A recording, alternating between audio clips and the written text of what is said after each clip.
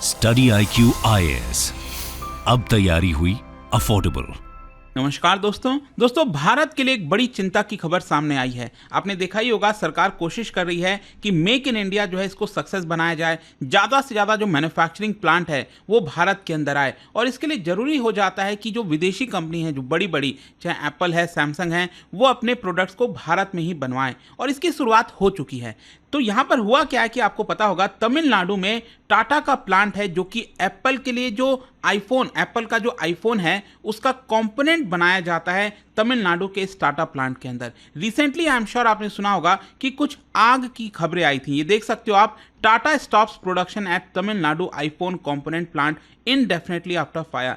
और इसी की वजह से अब चिंता ये हो रही है कि क्या ये जो पूरा प्रोसेस है ये रुका है, इसकी वजह से वापस से एप्पल चाइना की तरफ मोड़ लेगा और वहां से उसकी सप्लाई करवाएगा। ये एक बड़ा सेटबैक हो सकता है। लेकिन साथ ही साथ मैं आपको बता दूं, यहां पर इसके पीछे 1989 की भी जो यादें हैं वो वापस सामने आ रही हैं। और वो चीज़ क्या है, क्योंकि उस समय भी एक प्लांट में आग लगी थी, वो मैं आपको आगे बताऊंगा। चलिए आगे बढ़ते हैं। लेकिन उससे पहले मैं आप सबको ये भी बता दूं कि आप में से जो भी लोग 2025 हो, 26, 27, कोई भी अगर आप यूपीएससी का बैच लेना चाहते हो, ये सभी अवेलेबल है हमारे स्टडी IQ ऐप पर। इसका लिंक कमेंट सेक्शन में दिया हुआ है और आपको यूज करना है ये कोड अंकित लाइव, ताकि आप मैक्सिमम डिस्काउंट के साथ इन बैचेस को ले सकें। और इसके अलावा अगर आप MCQs अटेम्प्ट करना चाहते हैं तो मेरे इंस्टा पेज पर जाइए, वहां पर स्टोरीज में जितने भी MCQs हैं उसको भी आप अटेम्प्ट कर पाएंगे।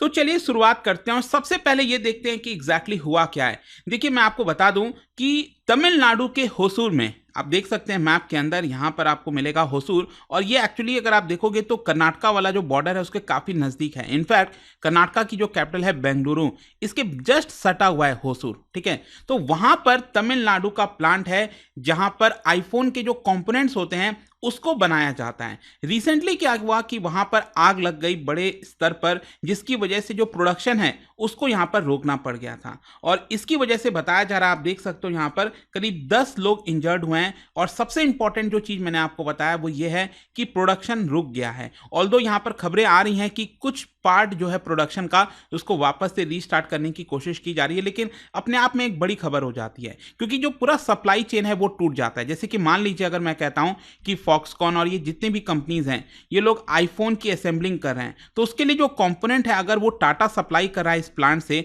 और वहां से वो कंपोनेंट अगर नहीं जा पाएगा फॉक्सकॉन के दूसरे वाले प्लांट में, तो आईफोन कैसे बन पाएगा। तो एक बड़ा सेटबैक यहां पर हो सकता है। क्योंकि मैं आपको बता दूं, तमिलनाडु के इस प्लांट में जो आईफोन का बैक पैनल होता है, जो कि एक बहुत ही इंपॉर्टेंट चीज है, और भी आईफोन के कई सारे कंपोनेंट्स हैं वो इस प्लांट में यहां पर बनाए जाते हैं। वैसे मैं आपको बता दूं कि Tata is among apples newest supplier in India.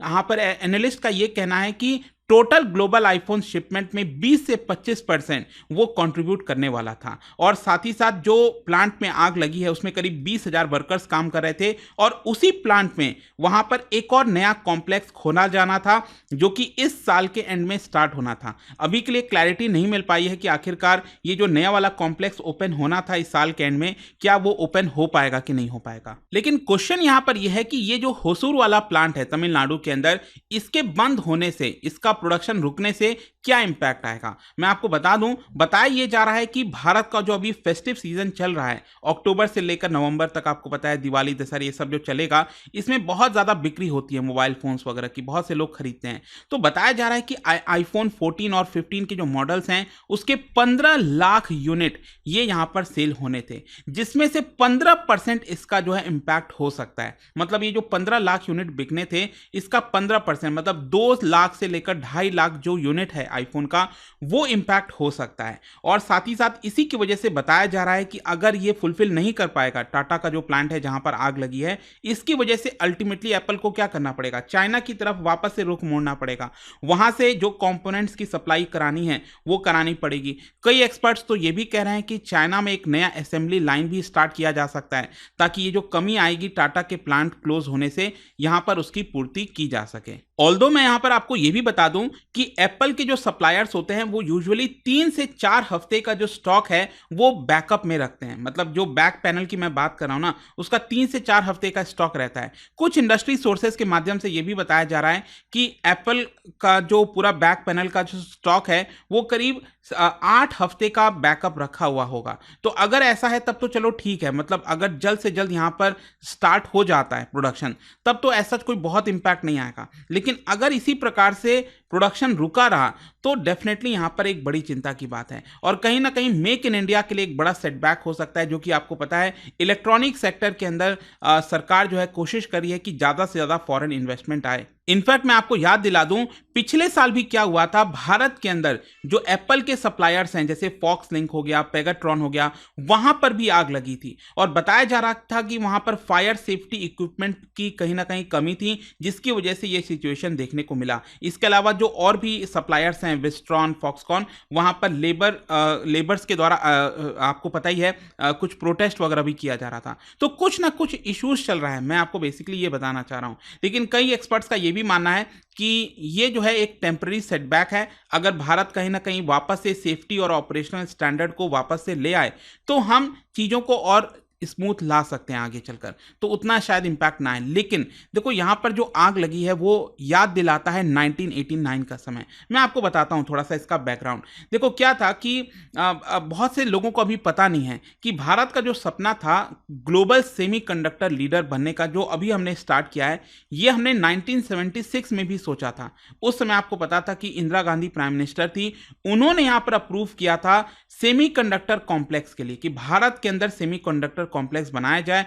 और इनफैक्ट आपको मैं बता दूं कि उस समय जो ताइवान है, इजराइल, कोरिया, चाइना, ये सब कहीं पर भी नजदीक नहीं थे। मतलब आज के डेट में हम जो देखते हैं ना, ये लीडर्स हैं, वर्ल्ड लीडर्स हैं, उस समय उनका ऐसा कोई वर्चस्व नहीं था। तो भारत के लिए एक बड़ी अपॉर्चुनिटी थी कि अगर हम इसमें सक्सेस हो जाते तो आप सोचिए आज के डेट में कितना बड़ा बदलाव हो सकता था, कितनी सारी नौकरियां और बहुत कुछ हो सकता था, मुझे उसमें बताने की जरूरत नहीं है। और इनफैक्ट अगर आप देखोगे तो इसकी स्टार्ट भी काफी अच्छी खासी हुई थी। सरकार ने मोहाली, पंजाब में जो मोहाली है, उसको सेलेक्ट किया था। वहां पर 100% स्टेट ओन्ड एंटरप्राइज, मतलब प्राइवेट नहीं, सरकारी कंपनी जिसका नाम है सेमीकंडक्टर कॉम्प्लेक्स लिमिटेड, इसकी शुरुआत की थी। ऑल्दो मैं बता दूं आज के डेट में एक लैबोरेटरी बन गया है, वो मैं आपको आगे बताऊंगा इसके बारे में। लेकिन जो इसका प्रोडक्शन है वहां पर सेमीकंडक्टर का, वो 1984 में स्टार्ट भी हुआ था और कहीं ना कहीं लग रहा था कि भारत अगर इसको सक्सेसफुली आगे चला लेता है तो एक वर्ल्ड लीडर के तौर पर सामने आ सकता है। लेकिन कहीं ना कहीं यहां पर इश्यूज आ गए और इशू क्या था, वो ये था कि 7 फरवरी 1989 को इस प्लांट में आग लग जाती है। और मैं आपको बता दूं आग का रीजन आज तक नहीं पता क्यों लगी, कहीं ना कहीं मिस्टीरियस फायर इसको बताया जा रहा है। और इसकी वजह से हुआ क्या कि मोहाली के उस प्लांट में जो इंपोर्टेड इक्विपमेंट्स थे, सोफेस्टिकेटेड इक्विपमेंट्स थे, वो यहां पर जलकर राख हो गए, जिसकी वजह से करीब 60 करोड़ रुपए का नुकसान हुआ था। ये मैं 1989 की बात कर रहा हूं। और उस समय यहां पर इंटेलिजेंस ब्यूरो को भी बोला गया था कि आप इसको एसेस करिए कि आखिरकार आग का कारण क्या है, इसके पीछे का क्या कारण हो सकता है। लेकिन जैसा कि मैंने बताया कि अभी तक इसके बारे में पता नहीं चल पाया। जो रिपोर्ट थी वो भी कंक्लूसिव नहीं थी कि आखिरकार फायर के पीछे का कारण क्या है, वो कोई नहीं बता पा रहा था। और फाइनली यहां पर सरकार ने यह भी तय किया कि इसको वापस से रीस्टार्ट किया जाएगा। लेकिन आपको पता ही है कि एक बार इतना बड़ा सेटबैक आ गया तो उसके बाद वापस से पटरी पर लौटना कितना ज्यादा मुश्किल होता है। उस समय यहां पर जो minister of state for science and technology KR Narayanan ji थे, उन्होंने यहां पर कहा कि जल्द से जल्द इसका प्रोडक्शन स्टार्ट किया जाएगा और भी नए टेक्नोलॉजी हम इंट्रोड्यूस करेंगे और किसी भी एम्प्लॉय को निकाला नहीं जाएगा। लेकिन ये प्लांट स्टार्ट करने में 8 साल लग गए। जी हां, 8 साल। और ये कहीं ना कहीं भारत के लिए आप समझ सकते हो कि एक बैक सीट पे हम आ गए, उसकी तरफ उतना फोकस नहीं हुआ। 1997 में जाकर ये प्लांट वापस से रीस्टार्ट होता है। और फिर 2000 में भी सरकार ने सोचा कि इसका कुछ हिस्सा प्राइवेट हाथों में बेचा जाए। लेकिन अगेन यहां पर भी डील नहीं हो पा रही थी प्राइवेट इन्वेस्टर्स के साथ। और कहीं ना कहीं जो मेन एम था कि हम इसमें अच्छा रिजल्ट हासिल कर सकते हैं, वो कहीं ना कहीं भारत का सपना यहां से टूटता गया। और उस समय मैं आपको बता दूं 2006 में डिपार्टमेंट ऑफ स्पेस में इसको डाल दिया गया और इसको लेबोरेटरी में कन्वर्ट कर दिया गया, that is semiconductor laboratory, SCL इसको कहा जाता है। और इनफैक्ट मैं बता दूं आज के डेट में ये ministry of electronics and information technology के अंदर में आता है और इनके द्वारा कुछ चिप्स वगैरह बनाए जाते हैं, स्पेशली जो हमारे रॉकेट्स वगैरह लॉन्च होते हैं ना, आपने सुना होगा मंगलयान के बारे में, इंडियाज मार्स ऑर्बिटर मिशन, तो उसमें जो चिप का इस्तेमाल हुआ था वो इसी के द्वारा, सेमीकंडक्टर जो लैब है इसी के द्वारा चिप बनाया हुआ उसके अंदर इस्तेमाल किया गया था।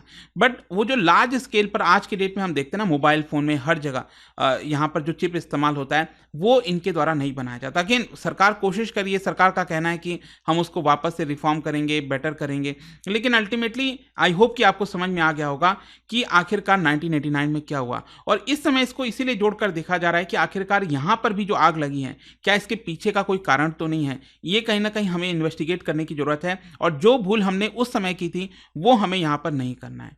तो लेट्स सी आगे क्या होगा, लेकिन जाने से पहले एक इंटरेस्टिंग क्वेश्चन, क्या बता सकते हो what is the name of semiconductor fabrication plant recently established through India US partnership? पता ही होगा आपको, भारत और यूएस पार्टनरशिप में अभी पीएम मोदी जी गए थे वहां पर आपका अमेरिका, तो वहां पर यह डिसाइड किया गया कि भारत और यूएस दोनों मिलकर एक सेमीकंडक्टर प्लांट जो है उसको एस्टैब्लिश करेंगे। इसका नाम क्या है आपको बताना है, इसका राइट आंसर आप सबको पता है, मेरे इंस्टाग्राम पर तो मिलेगा ही, वहां पर अगर आप नहीं हो कोई बात नहीं, टेलीग्राम से ले सकते हैं इसका सही उत्तर। मैं कई सारे जो MCQs हैं वो यहाँ पर स्टोरीज में डालता रहता हूँ। अगर आपको PDF चाहिए तो टेलीग्राम पर आइए, अलग अलग सोशल मीडिया पर आप जुड़ पाओगे। और जैसा मैंने आपको बताया, अगर आप यूपीएससी की तैयारी कर रहे हैं, कोई भी बैच चाहते हैं, you can simply use this code Ankit live to get maximum discount. And I hope कि वीडियो आपको पसंद आया होगा। मिलता हूं आपसे next time, till then thank you very much, see you soon.